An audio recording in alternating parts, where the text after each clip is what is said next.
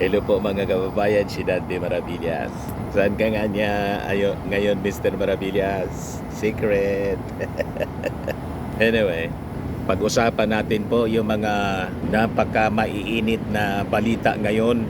Tama po yung sinasabi natin kahapon. Markado na not safe yung mga big fish mga kababayan na sangkot sa flood control scandal. O, di ba? Masyado kasi kayong judgmental pagdating sa kampanya ng ating Pangulong Bongbong Marcos na labanan po ang korupsyon sa gobyerno. So nakita naman po natin talagang nakakagimbal yung mga balita mga kababayan ngayon na lumalabas. After na isailalim finally, tinanggap sa Witness Protection Program ng DOJ yung mga importanteng witnesses. Tulad po ni dating Yusek Bernardo, si Engineer Alcantara, at iba pa.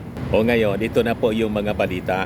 Di ba? Mga kababayan, sabi dito sa report ng DCME, plunder complaint laban kina Estrada, Revilla at kumpirmado na ng DOJ. Kailangan niya Mr. Maravillas, yung mga dating senador man lang. Wait lang po kayo. Pasasaad po, nasa case build-up pa po sa iba pang mga sangkot na senador. Kasama sila sa susunod na batch, mga kababayan. Yan ang tingin natin. Sino pa yung mga senador na nabanggit sa investigasyon ng Senate Blue Ribbon Committee? Si dating Senate President Chis Escudero, si Joel Villanueva, si Mark Villar, maging si Nancy Binay, dating senador, at saka si Grace po, nabanggit mga kababayan sa mga investigasyon. At siyempre, si dating DPWH Secretary Bonoan na nagpa-extend na po ng kanyang pagbakasyon sa Amerika. Normal man po yun sa mga prosesong ganito, sa mga kasong ganito. Siyempre, iiwas din sila. Ganon talaga. At may mga rights din yan under the law. Kailangan i-observe natin yung tinatawag na due process. Yan ang dahilan kung bakit, admittedly, yung mga sinasabing big fish, referring to senators, hindi nangyari na sila makulong tulad ng sinabi, promise ng ating Pangulong Bongbong Marcos na before Christmas. Kasi ako sa tingin ko, yung ating Pangulo talaga, nandyan ang result. Napapanagutin yung tinatawag na mga malalaking tao, big fish, sa flood control scandal. Only that, hindi naman po pwedeng isacrifice po yung due process. So, naintindihan natin ang kalagayan ng ating Pangulo. Ang ating Pangulo kasi hindi man tulad ng previous administration na mahilig sa shortcuts, lalo sa paglaban po sa sinasabing drug war. Ano nangyari? Di ba nag-backfire mga kababayan lahat? Ayan tuloy, nakulong siya doon sa ICC. Maingat yung ating Pangulong Bongbong Marcos. Habang gusto niyang papanagutin yung mga sangkot dito sa korupsyon, nire-respeto pa rin mga kababayan yung due process. Di ba?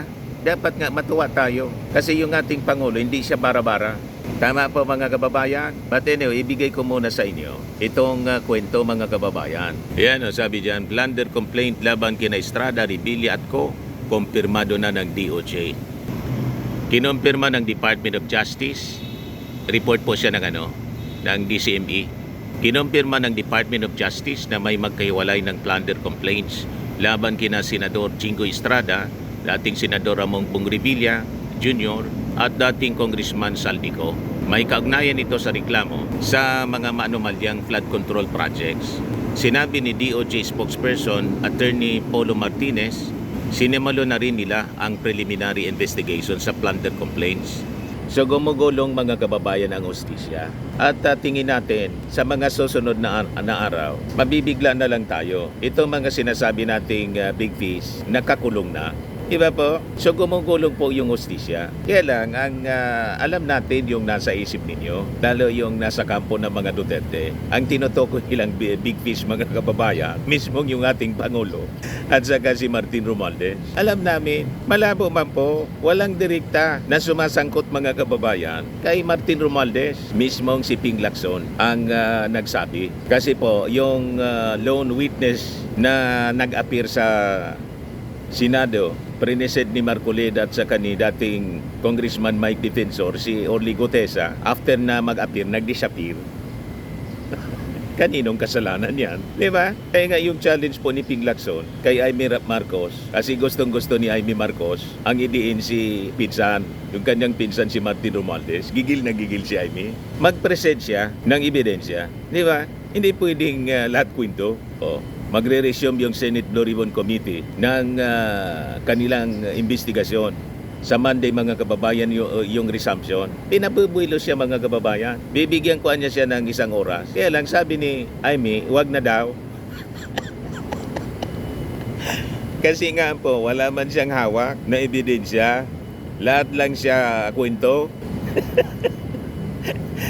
Ganon, mga kababayan, ang katotohanan niyan. Yan ang gusto nila. Sabi nila Kitami, mga trolls ito, DDS trolls. Wala man picture. Sabi diyan, bakit wala yung buhaya talaga na si Martin Romualdez? Dahil pinsan ba siya ng hari ng mga buhayang magnanakaw? Mag-present kayo ng ebidensya. Hindi puro ngak-ngak kayo dyan sa social media. Magtestigo kayo. Parang tulad, mga kababayan, ng ating challenge. Noon sa mga nag-akusa kay dating Pangulong Marcos Sr. Sige ang akusa nilang magnanakaw. Hindi man nila na ipakulong. Kahit si Imelda, mga kababayan, hindi man nila na ipakulong. At yung mga kaso, close to 1,000 cases filed against the Marcos family, nagtagumpay. Hindi po, binasura after 30 years ng litigation ng trial. Napatunayan, walang malakas na ebidensya ng pagnanakaw laban sa mga Marcoses. Binasura ng korte. O diba? Lahat lang kasi kayo kwento. Ganon din, mga kababayan, ginagawa nila kay Martin Romualdez at sa ating Pangulong Bongbong Marcos ngayon. Propaganda rito, propaganda doon. Magtestigo kayo. So, sa nangyari, mga kababayan, kay Gutesa na hindi na nagpapakita. So, this is a warning sa Senado na dapat sila maging maingat sa mga pinipresent ng mga witnesses. Kasi nagagamit lang po ang Senado na platform sa paninira. Di ba? Nasisira yung reputasyon mismo ng Senado. Kasi lumalabas ngayon, mga kababayan, na talagang may well-organized partisan operatives within the Duterte circles, mga kababayan. They're attempting to weaponize the committee hearings sa pamamagitan po ng pagpresenta ng mga witness for hire.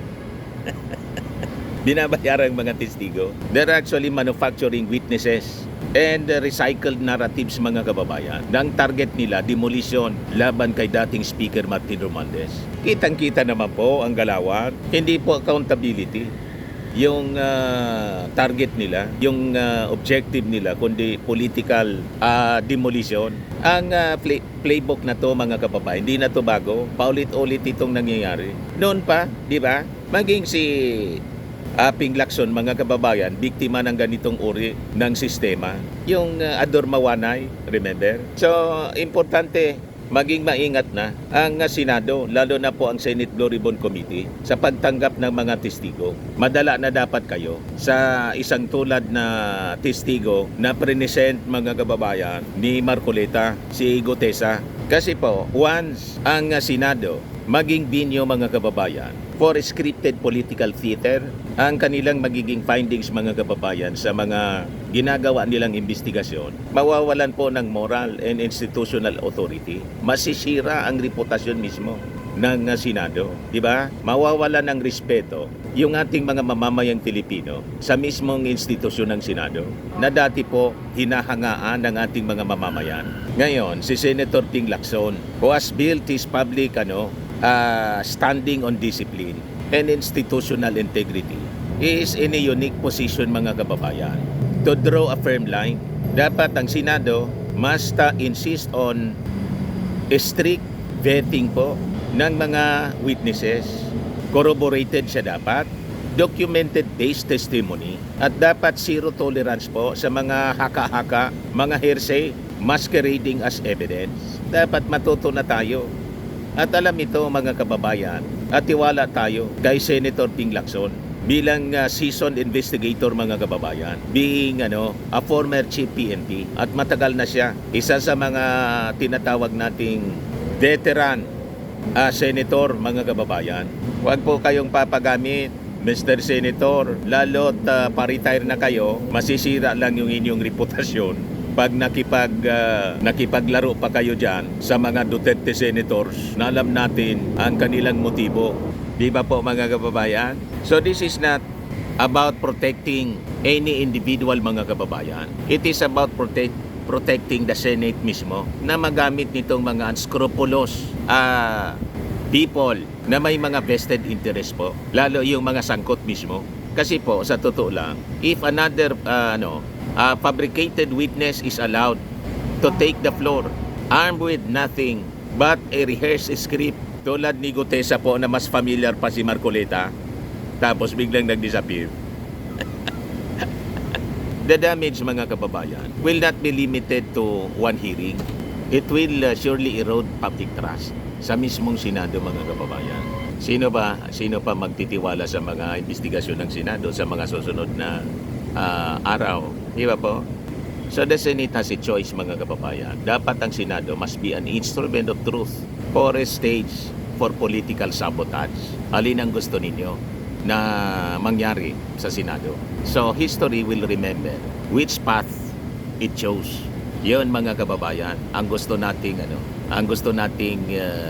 bigyan ng diin dito sa pagpapatuloy ng investigasyon ng Senado. And it will happen, mga kababayan, sa pag-resume nila ng investigasyon dito sa flood control sa Monday. So kaabang-abang ito mga kababayan. Sino ba yung mga susunod na mga haharap bilang mga witnesses? The same ba na mga paid witnesses na instrumento ng political propaganda para gibain yung ating administrasyon? O yung mga totoong sangkot, mga kababayan, sa flood control scandal na gustong tundukan na ng ating Pangulong Bongbong Marcos itong korupsyon na matagal na po na nangyayari sa ating gobyerno. O yan lang po mga kababayan yung ating short commentary ngayon. Ako po si Dante Maravillas. Bye-bye po.